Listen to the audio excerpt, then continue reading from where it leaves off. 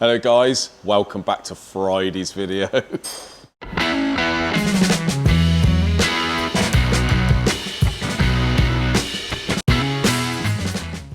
Well,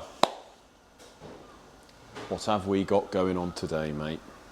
Actually, before we go any further, a few people have commented, what's been going on with the old scaffolding? Oh yeah. Probably a good time to tell them, isn't it? Yeah. So, you can see we have scaffolding all around the building here. All the way round. Stretches all the way around the back and onto the next building, which is joint onto ours. And what they're doing is putting a new roof on. Nice. Fortunately, they haven't got to take off the existing roof. They're just insulating it and cladding over the top. So they're literally just putting a new roof on. Over the top of the old roof. But hopefully it'll make a bit of a difference in the winter, won't it, with the old insulation for the nation. The reason for it originally is we had that leak in the office. And if you have a look at these skylights, particularly that one there, look, above where we're going to be doing the office. Yeah. You see above, there's two skins there. Above that, one of the skins is missing, so it was leaking down, and potentially that could have been one of the reasons why our office was leaking. A bit damp in here. So they're doing that, but that's nothing to do with us. It's the landlady sorting that out, mate. Yeah. So anyway, moving on. First of all, we've had a little visitor today, or two visitors. Yeah. Ross and his future wife, by the sounds of it. So Ross is the owner of Thomas Classic and Modern. Right, and they are an A-Series Mini specialist. Oh, cool. Nice. I think they sort of, bit like the Figaro boys, Christian and his brother, they sort of restore the whole lot. Oh, nice. Quite a big premises, all flash. And he did show me some photos while he was here of his workshop. Stole the idea, he said he got the idea from us. Oh, what, got for the those? lights there. Got some of them. Yeah, and all the trick cladded walls and all that. Looks very funky. Yeah. Really nice couple. So they bought us some bits, and this is going to be a regular thing. Ross did email me back in 2022, actually. He said at the moment he's got about 5 engines worth to come down. He's bought 1 down at the moment, getting another 2 in bits next week. So it's going to be a bit like the Figaro lot. Yeah. Have the machining and what have you. Ross builds them himself. Oh, that's cool though. Yeah, it's cool. Like by the sounds of it, he's very particular, like ourselves. So it's all got to be right. What he has bought us is a crankshaft, which is a brand new old stock item. Oh. Never been fitted. Quite hard to find nowadays, surely. Very hard to find, yeah. All standard size, obviously. It was all coated in that wax preservative. Oh, yeah. And on one of the big end journals, it looked like it had 2 watermarks, which we thought were corroded underneath. But John's just took that off, and it does seem to be the wax there, and there's no mark on it at all. Look now. So. Oh yeah. So, right. This stuff here was on the journal. Yeah. So it looked like a bad mark, but. That's right. Yeah. Ross, they do actually have their own YouTube channel. Oh yeah. Called Thomas Classic and Modern. So head over there, guys. Take a look and see what Ross is up to. I think he sort of does a little bit like us, where he goes through various things, like the car and the engine. So it looks quite interesting. Get over there, guys. Give him a like and a subscribe. So he's bought us the crank there. We've got to check and polish. We've got a set of rods here, a block to go 40 thou. Is that 20 at the minute? Yeah. We've got brand new standard bearings. So what I'm going to do is give this a light polish. I'm going to put it in the block once I've checked the housings and the rods. We're going to torque it all up and do our plastic gauging, see what it is. Yeah.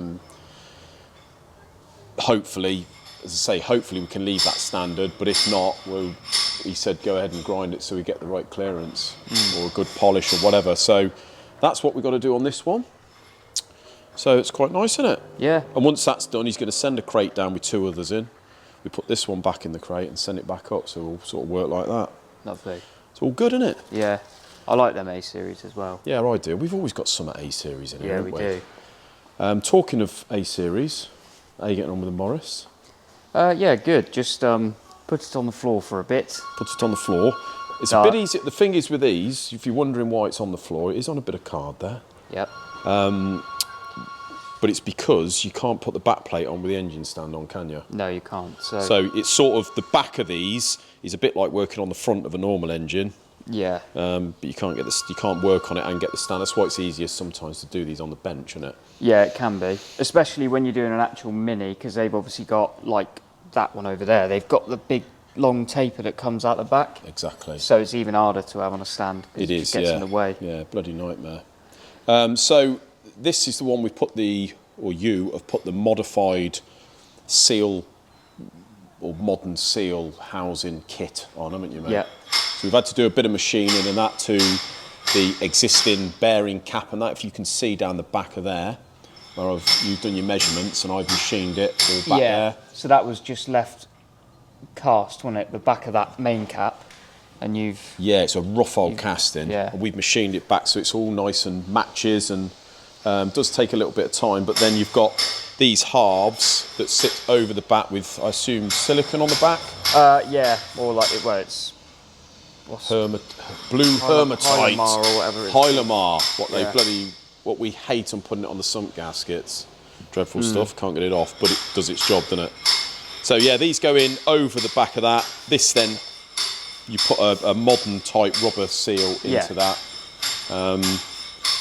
Bear in mind that the original setup is, there's no seal at all, is there? It's a scroll. Just a scroll, yeah. So the idea of the scroll is when the crank is rotating, the scroll is going into the engine. Any oil that sits on that journal gets tucked back in the scroll. Which is a nice idea. Which is fine when it's running. Yeah. But you find that over time, when it all wears a bit, when it sits down, you get a drip of oil running down the back because there's nothing there at all. So it's fine if you don't mind sticking a tray underneath your car when you park it up. That's why back in the day, you hear some of these cars sat in the showroom of the main dealers with a tray underneath. So yeah, good idea while you're at it. Yeah. May as well spend the extra time and money doing that. Definitely. So not too far with that, mate. No, just got, get that. Middle to end of next week, we reckon? Yeah, probably. Yeah. Once I got that seal thing sorted out and got it on, then it's just head on all the lifters and push rods and everything, and then, Nice. good to go. So carrying on from the last video, we've got a few minutes here of John doing the main bearing. Yeah, he was doing the main. Obviously, we're not going to be able to show John grinding an entire crank because, believe it or not, he had a little bit of trouble with that. It's a big old crank. If you've got to go down a fair amount, we're going to be videoing for a day and a half, aren't we? Yeah. So he's doing a main bearing, shows you how to sort of do how he does that, and then we will show in another video of hopefully doing the big end bearing. Yeah. I think people want to see the big end because they want to see how it sort of follows the big end going around. But if we just show you the main, then you get the general idea of it, don't you? Yeah. But going off the comments of the last video, weren't a negative comment about seeing John on the channel. No, there wasn't, was there? No. They love it. Yeah. So we'll show them a bit of that.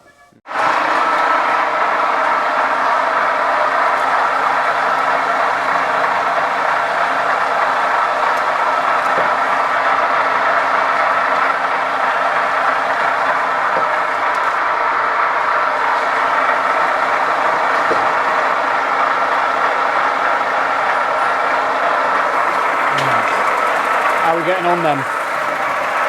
Okay, so fairly close to the size, but if I could just take a touch.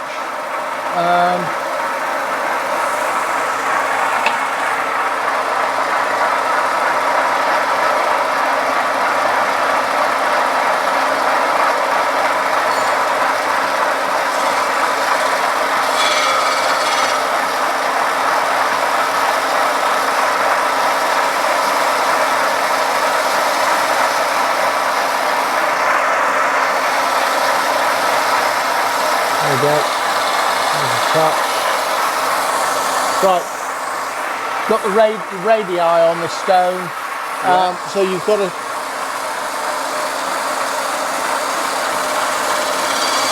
grind into the radius gently.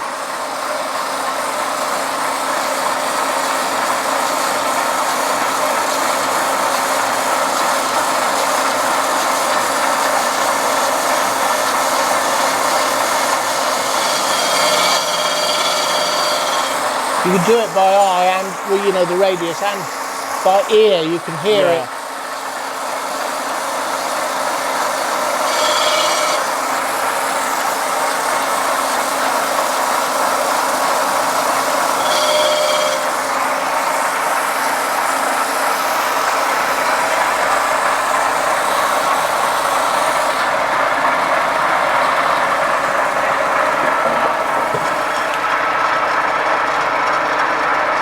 So we're only going 10 under on this? Or? Well, if I can. Yeah. Ideally, you only want to grind it to the first undersize. Yeah. You don't want to grind a crank more than you necessarily have to, because it just extends the life of the crank. Yeah. But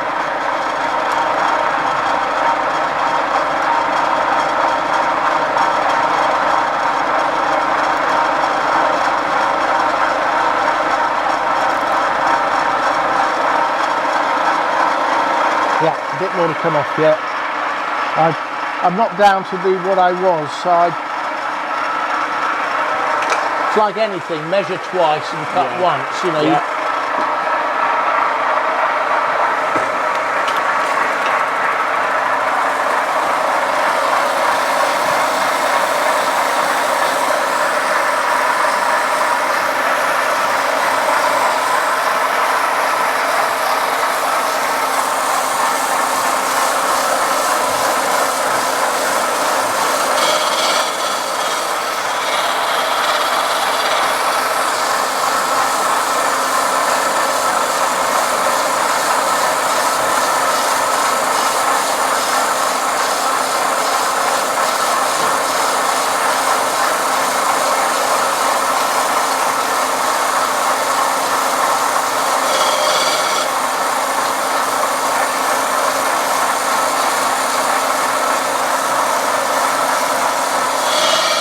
You have to traverse the journey 2 or 3 times, and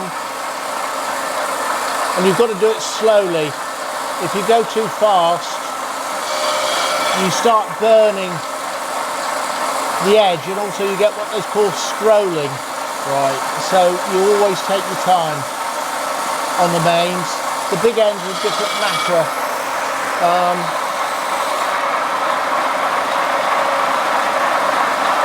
Because of the way you cut big ends, you can't rush it. So it's one thing it teaches you is patience. Yeah. Progress. Cosworth, 4-wheel drive, Progress. Blocks all clean, painted. Looks lovely. Got me 6 long studs in there. Nice. Me seals. Pistons are just sitting in there at the moment. It's all bored. 0.5s. Got me pockets. So I'll just pop those in there so we know where we are.